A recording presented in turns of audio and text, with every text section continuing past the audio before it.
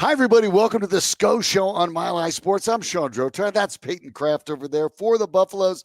A disappointing loss against TCU out in Fort Worth, in part because, heck, you had a 14-0 lead. Peyton, at one point, the ESPN analytics people in real time had the Buffs winning at a 72% chance of winning this game when there was about 6 minutes left in the first half. And the Buffs are up 14-0. And just after that, it's like the air slowly went out of the balloon for the remainder of the game. Yeah, it seems like a familiar pattern we're now seeing, going up 14-0 and then losing it in the second half. And unfortunately, we didn't get the win this time. Overall, there were some good things, there were some bad things. We need to talk about the schedule. You're now 2-4, 6 games left, 6 wins to get a bowl game, and it's looking even more slim to get to that point. But I was excited. Again, the first half looked good, but turnovers. That is what lost CU this game this week. Yeah, no question about it. You're exactly right. Look, anytime you have the number of turnovers, you had 4 turnovers to TCU's 0. The truth of the matter is, only losing by 14 is kind of a surprise in that regard. I mean, usually that team that gets away from you, but I joke with people. I had a couple people hit me up and they're like, "Wait, what was TCU favored by?" And I was like, "Yep, 13.5 points." They don't build those billion-dollar casinos in Las Vegas by accident, folks. They kind of do know what they're doing. But I mean, that was a disheartening way to put it, because again, the Buffs get it done on the ground, 126 yards on the ground. If there's one thing you could really like about this season, the running game has gotten so much better, especially given the fact that a lot of the players are the same. Obviously, Kaidon Salter is new, and there's some change on the offensive line, but that part has gotten so much better, so much more improved, but you simply can't turn the ball over 4 times in a game. And I'm not going to put this all on Kaidon Salter, but obviously when you're talking about those numbers of interceptions, 3 interceptions in that game, and at least 2 of them in a ugly variety. I mean, the kind of things where I look at it and I went back and watched the game again and thought, he's just not seeing the safety. And that's the kind of thing when coming from Liberty to Colorado, I'm not sure that gets fixed. That's kind of off-season coaching type stuff. That's not the kind of thing that you can look at it in a week and go, "Hey, you haven't really had to monitor the safety when they're kind of baiting you." I'm sure you can get that fixed before Iowa State. My concern is with Iowa State looming, and as you pointed out, the schedule. I don't love moving the quarterbacks around. You and I have talked about this before when they had the Salter to Lewis to stop, to start, to then back to Salter. And I said at the time, there's only one more quarterback change I want to see. If it happens at all, it's going to be Kaidon Salter to Julian Lewis. I don't do it in this game. In fact, given the way the schedule is broken out, I'm not sure I do it over the next couple of games. But at the same time, unless this gets a lot better and you don't win a couple of these games, as you pointed out, now you're 2-4. If this goes to 2-5, 2-6, all of a sudden the chance of even making a bowl game goes out the wayside. At that point, you got nothing else to do except build for the next season. And at that point, I'd start Julian Lewis. So if I were Kaidon Salter, I'd have that clock in my head. That's how much longer I have to fix this problem. Right, and I completely agree. You don't want to change quarterbacks going into this Iowa State game. No. CU hasn't been getting blown out. It's been a relatively close game, considering obviously we lost last week, but they've been good games. It's not like we're getting blown out by 30, 35 points. So you continue with Salter. Now you get Iowa State, Utah. That's when I would change it over if you lose both those games. Because like we've said earlier, Salter's not going to be here next year, and you want to build this team around the quarterback that should be your starting quarterback for the next 4 years. Yeah, you'd get 4 games in that case. You'd start with a home game against Arizona, so obviously it would be a great place for him to start up in Folsom. And need to get 4 games, and it wouldn't be easy. You'd have Arizona, you have West Virginia, then Arizona State, currently ranked 21st, and K-State. It's not like it would be easy. But at a certain point, you lose the next 2, now you're 2-6, and you need to win all 4. So the reality is, if you lose the next 2 games, this team is not going to a bowl. What does that mean going forward? That's the part I don't necessarily know that we know all that much. Part of the challenge is that I think a lot of people, myself included, and I know you and I talked about this in the summer, is that this was a team in transition. It was the Buffs themselves. Deion Sanders talking about how he thought this team was, better on the whole.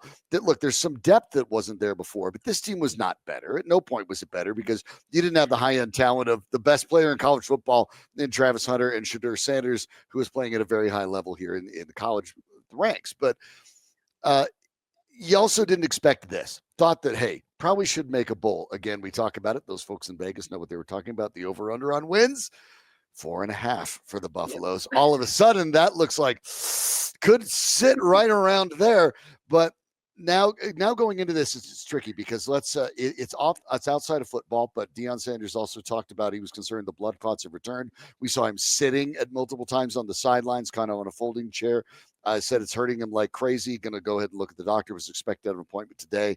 Obviously, we'll know more when they choose to unveil more. But that's also one of the things that overshadows it as well. And for the Buffs, it might be just one of those things that this season, trying to pull out what went well and what went wrong might be a really tricky thing in the offseason because there are things that have improved. As you pointed out, they lost that game to BYU by 3. They could have won that game against BYU. They could have beaten Georgia Tech. We'd be talking about a totally different scenario if they had won those 2 games. And even in this game, you had a 14-0 lead and you lose it by 14. Things start to fall apart because of the turnovers. This team isn't really good enough to go blow anybody out. Even the games in which they've won, Delaware notwithstanding, they haven't been blowing teams out. They beat Wyoming by 17. I get that. But you don't want to necessarily, even as this starts to slide away from them a little bit with Sanders' health, with the quarterbacking situation, you don't want to necessarily say, well, it's a wasted season because it's not a wasted season. Some things have gone pretty well for the Buffs. And if you can continue to recruit, this can be a blip, especially if Julian Lewis turns out to be the right guy. And even though there's a temptation to look at it and say, well, why not just put him in now? If you're going to put him in, eventually put him in now. Yeah. The longer you can wait and the more he can learn, the better he'll be when he steps in.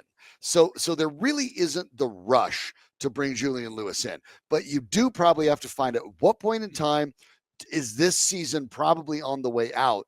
But that's even dangerous too, because today with the transfer portal, you don't want guys that have maybe come in to see you or have gotten there to see you and go, oh, this isn't working and we're going to flip it over. They're going to give up a couple of weeks, with this 6 weeks left in the season. Maybe it's just not the place for me. I'm out. So you still have to do your best to stay in these games. And hopefully Julian Lewis doesn't have to play. Maybe Kaidon Salter turns it around. Maybe the Buffs play a great game and they steal one of these next 2. That's the ideal solution. You want to keep the bowl hopes alive for as long as you can. But at the same time, while people are excited about Julian Lewis, I think they expect getting to a bowl is going to be hard.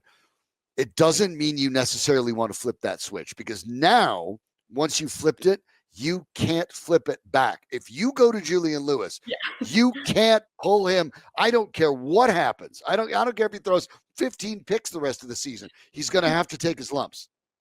Yeah, and I completely agree. You don't want to just change it right away because if you play Julian Lewis in the Iowa State game, don't think that's going to happen. But if you did, you cannot go back to Salter at all. It would at all. Or stop. Right? Yeah. And we've talked about that. You don't want Lewis thinking he's this 3rd string quarterback again with the transfer portal. So you can't go to Staub because then your chances of losing Lewis go up tremendously.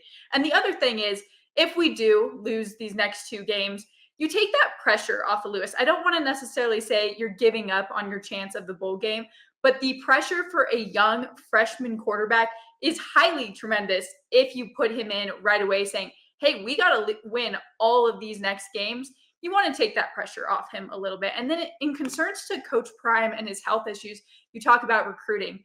And again, we don't know kind of what his path is in the next coming years, but you lose Coach Prime, you start to lose recruiting as well. And you don't want to lose Lewis because he is supposed to be who we're building this program around. So a lot of things up in the air, kind of, especially with Coach Prime and his health. Again, he had that health scare at the beginning of the year, came back from that, and now we're seeing him on the sideline. Definitely in some pain. We don't know exactly what it is, but recruiting in general, Coach Prime brings names, Coach Prime brings talent. You lose Coach Prime, you lose Lewis, you're back at the bottom of this roster.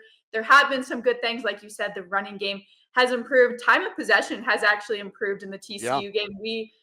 Over TCU, we had more time. It was the turnovers that caused those short fields and then TCU eventually getting the lead. But there has been improvement in this team. I don't want to say there's been enough improvement to essentially win the next 6 games, but like that's not going to happen. Especially you look at the Big 12. I mean, the Big 12 is tremendously packed with a bunch of talent in the next few games. You have ASU, Utah, Iowa State. they're a great team. So I do think that I don't want to jinx it essentially, but I don't think we're going to make a bowl game, but I don't think you want to give up hope in Salter and in the Buffs to potentially win one of the next 2 games. Yeah, because it's so much more than just the quarterback. Obviously, that's a big part of it. Want to thank our friends at Peckish. It's the reason we have the Sko Show. We're so delighted to have Peckish on as a partner.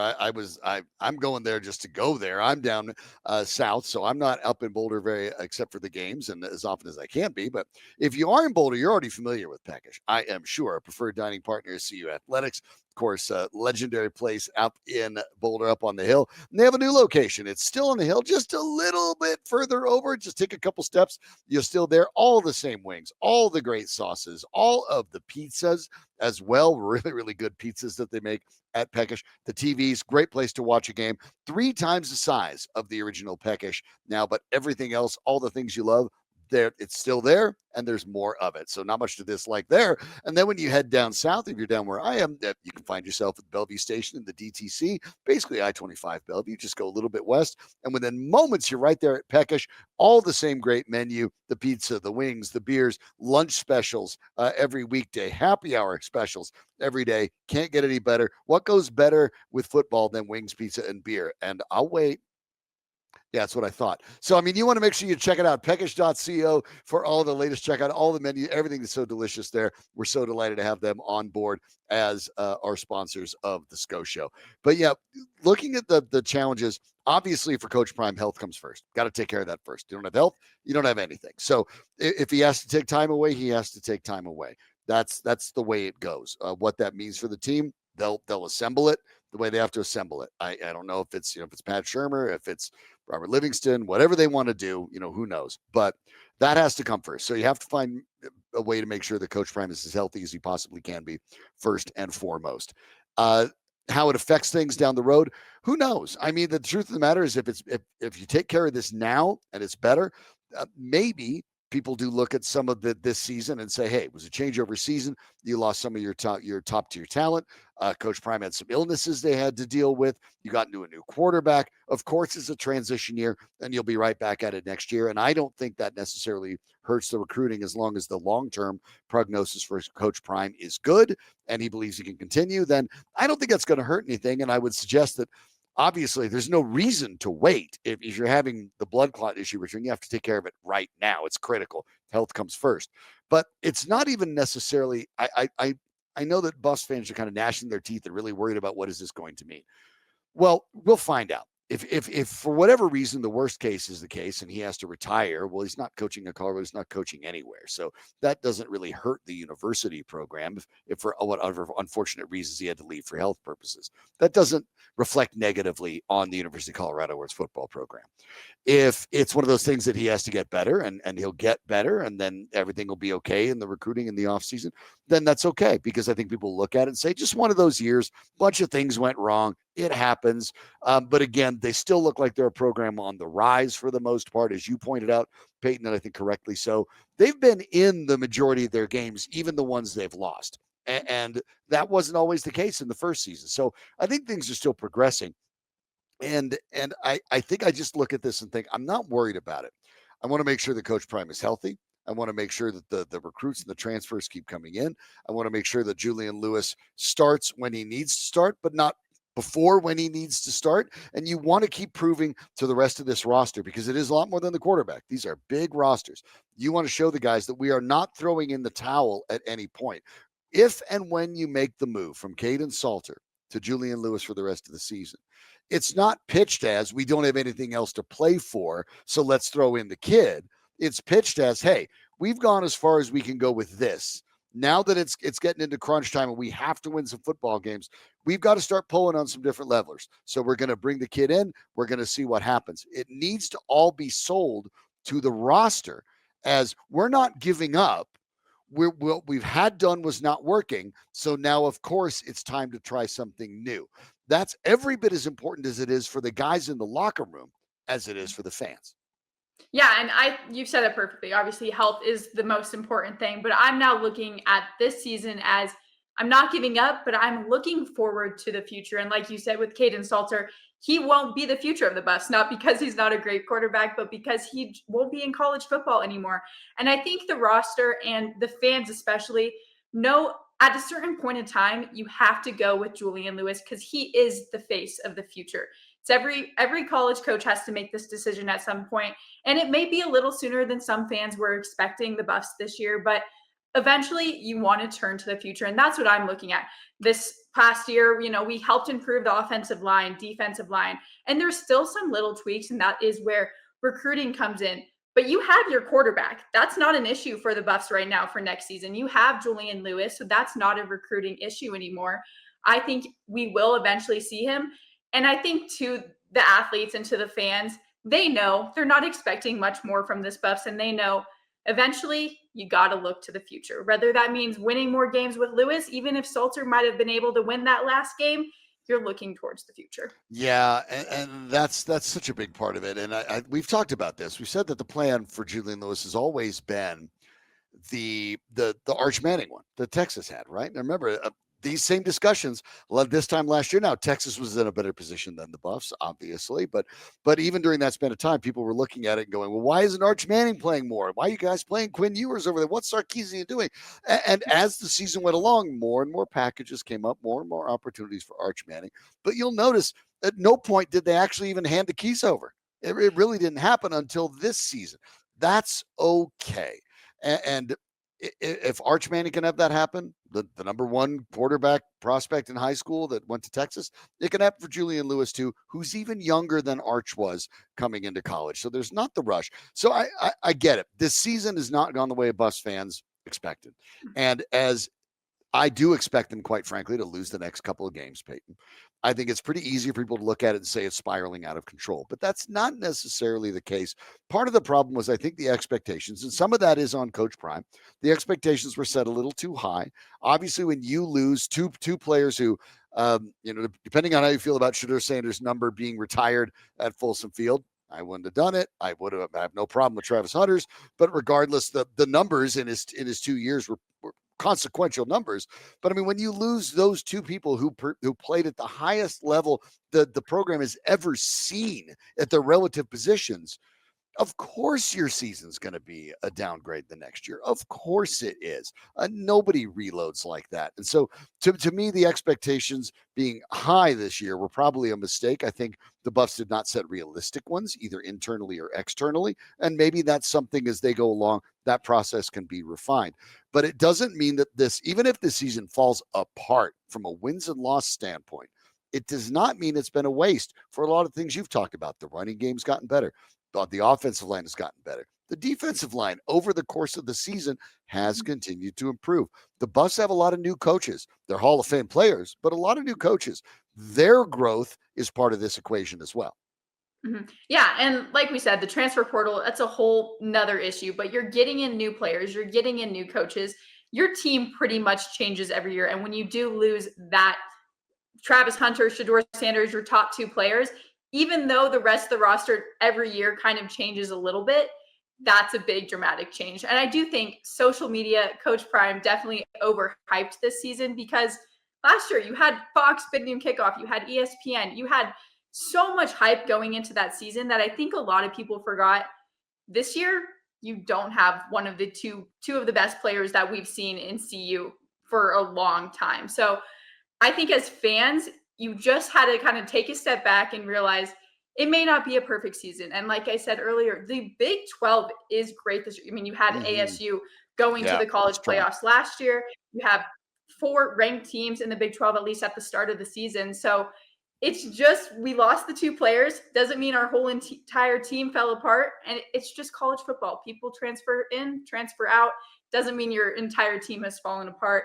You just have to rework it. And I think with Julian Lewis, that's someone you can rework around eventually. Yeah, hopefully that there's no hurry on that. We both talked about it. We both think that there's no rush to get Julian Lewis in, but obviously you want to keep fighting here and you want to see if you can carve out a win. The truth is the Buffs will be home underdogs against Iowa State, but not as much as you think. right now. That opened at about -4.5. So they thought, Iowa State's not even a touchdown better than the Buffs. And as it stands today, it's only 2.5. So they think it's a field goal game in Boulder. Now, I think that's going to be still a very tough game to win.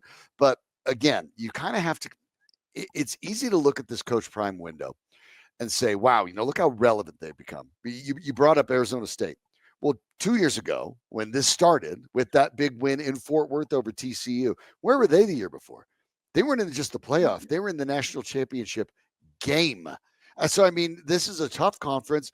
The climb does take time. It's one of the things that I've tried to talk about when I'm hosting Mile Sports Today, the idea that you don't want to skip steps. I know there were Broncos fans that after them making the playoffs for the first time since Super Bowl 50, they're like, yep, they're going to be Super Bowl contenders this year. I'm like, hold on. And even with this recent win over the Eagles, I'm like, great. But for the first 3 quarters, they weren't good. They're on the right track. I'm not discounting it. But folks, it just doesn't go from being a 1-win program like it was before Prime came in to being consistent conference champions. It takes time. And some of this will have to turn over. And you're doing it during an unprecedented time in college football where Deion Sanders was ahead of the curve and realized this is how teams are going to get built now. And that's maybe, I think, the biggest reason for optimism, that while everyone else was coming around to the fact that this was how programs are going to be built, Deion Sanders already knew it and already started the work. So in that regard, the Buffs are still ahead of the curve. It's a matter of trying to take the wins where you can take it, improve on the margins, because this isn't all about the quarterback. If the running game gets better, if the offensive line gets better, if the defensive line gets better, and these are with some of the younger players that are going to be here next year, these are investments that will pay off next year, even if they don't mean their wins in the next month or so. And that could be hard to learn when you're talking about a college football program. It's funny. You go back and talk about NFL, right? The Broncos started in 1960. Okay, that's a long time. Buffs have been playing football since the 1800s, everybody, okay? Programs have long, long, long legs, and you have to be able to take the good with the bad sometimes. Not every step back doesn't mean that there can't be a couple steps forward. You can't, occasionally you do have to lose a couple battles in order to win a war. And if Julian Lewis is the quarterback the Buffs hope he will be, then these are battles that maybe this time next year you're going to go, okay, this is what was required to find out what you needed to make sure the 2026's team was as well comprised as we could make it. Right. And like you said, there's little things you can fix throughout the games right now, right? Against Iowa State, it's not going to be an easy win. It may not be a blowout loss at all either. You have to protect the football. You have to finish in the second half. But the Buffs are so close to just getting that 1-2 wins over the last few teams. They were so close to doing it. It's just finishing out. And Coach Prime said his main phrase has been, these moments have just been a little too big for the current players. Well, that won't change under Julian Lewis. He doesn't have as much experience as Kaidon Salter, and this is a whole new team as well. So it's not this player is better than the other player. This moment won't be too big for Julian Lewis. It's just overall getting that chemistry. And I do think the quarterback issue definitely hurt CU in those first few games because you couldn't build that chemistry a little earlier. Now we're kind of starting to see it click against BYU, against TCU. We haven't won those games, but you did see that chemistry click a little bit, especially in the run game, especially in passing. So I think, in all honesty, that quarterback controversy did hurt them. We're seeing it now. It's a little too late to be seeing it now, but there is hope. And it's not a lost season. There's been plenty of improvement.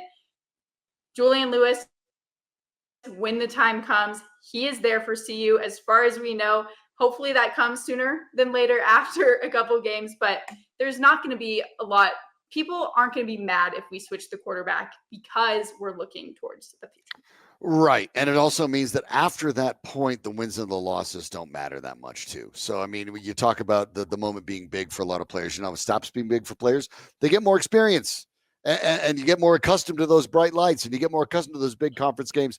You have to play in those games to get that experience. And one of the challenges with bringing in guys on transfers, not a lot of them were playing in those really bright lights. The Buffs do get occasional guys from some very big programs. So they ended up, it wasn't a transfer, but they were able to get Lewis away from Southern Cal. You're talking about some of the players that, they grabbed Jaheim Otis out of Bama. There are a couple, but for the most part, you're grabbing guys out of smaller schools, like you did with Kaidon Salter at Liberty, bringing him up and then moving up to this Power 4 level.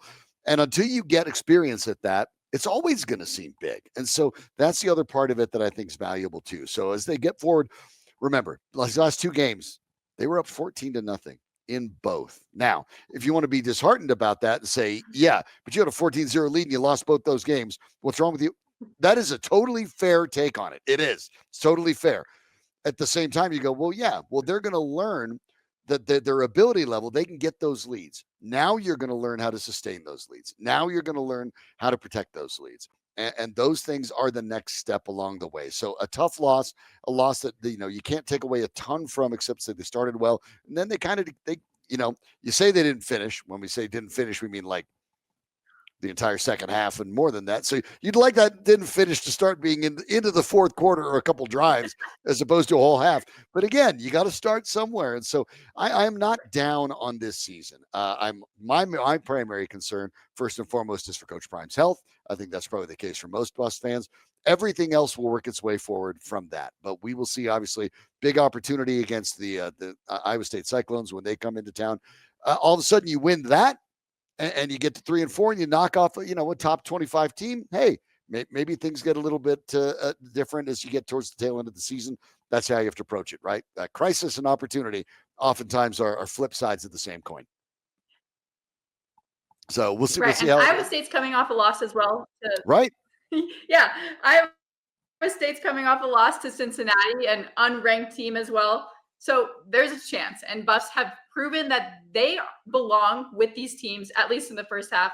Now we just need to see it continue through a whole 60 minutes. Yep, that's the trick. Focus and understanding of the game situation. Hopefully, the more experience you get, those lights don't seem so big. So we'll find out about it. Hopefully, we'll get an update on Coach Prime's health over the course of the week. Want to thank Peckish again for the opportunity to host this show. We're so delighted. The two different locations, one down at Bellevue Station in the DTC, the other up in Boulder, obviously on the hill. A couple steps from the original location, 3 times the size. Check out Peckish CO for all the latest, all the wings, all the sauces, all the pizzas. I mean, what goes better with football than wings, pizza, and beer? Not a lot to this guy, but who knows? I guess maybe I'm a little basic, but I know a lot of people that feel the exact same way. It will be a tremendous opportunity to go check out the Buffs there. If you're up in Boulder, you can't get into the game on this weekend, go ahead and check it out at Peckish, and go check it out anyway, because especially if you're down south, grab that lunch special. Go check it out. Where are you going to find lunch specials for $10 anymore nowadays? They're pretty hard to find. They're not when it's as good as it is at Peckish. So make sure you check them out at either of the locations. We know the Buffs love to be there. Official dining partners of CU Athletics. Coach Prime's been there. We know that Travis has been there. We know our friends DJ McKinney, Ben Finiseth, who you had a chance to sit down with over at the location up on the hill, grabbing some wings. We featured some of that in the last episode. Make sure you check out Peyton's social for even more on that. But it'll be fun. It's going to still be. There's a lot of season to go. There's a lot to like, and there's a lot to enjoy still coming up. Don't let this get you down. It's part of the ups and downs of college sports. So Peyton, thanks so much for all your input. Yeah, like you said, only 6 more games left. We're only halfway there. So a lot more football to be played. Yeah. A lot more Peckish wings and pizza to be eaten. So it's going to be still a fun season. Lots to look forward to. A lot of improvement we've seen over these first 6 games. So still a lot to come. Enjoy it as college football. 6 weeks go away, and all of a sudden you're going to be going like, where'd all the college football go? And it's going to feel like a desert for the rest of the year. So enjoy it while it's there. Make sure you check out all of the watch parties put together at number 38. Peyton does such a wonderful job hosting those. So make sure you come out and say hi to her when there's an opportunity to. There will be this weekend, obviously, out at number 38 with the Cyclones game. So that will do it for us. For Peyton Kraft, I'm Sean Drota. Thanks for watching the Sko Show on My Life Sports. And as always, Sko Buffs. Go Buffs.